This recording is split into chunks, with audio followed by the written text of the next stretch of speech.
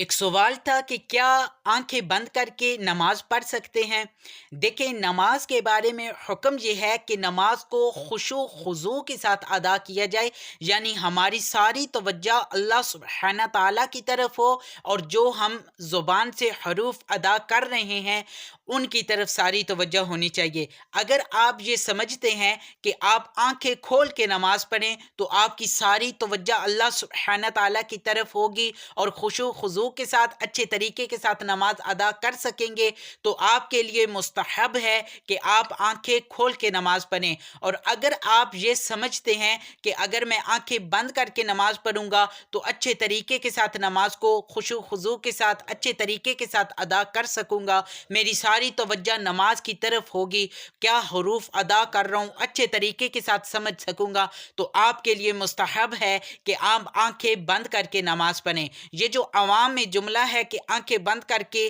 نماز پڑھنے سے نماز مکروہ تحریمی، نماز واجب الادا ہوتی ہے، تو ایسا کچھ بھی نہیں ہے۔ بس نماز میں حکم یہ ہے کہ آپ اچھے طریقے کے ساتھ خشوع و خضوع کے ساتھ نماز کو ادا کریں۔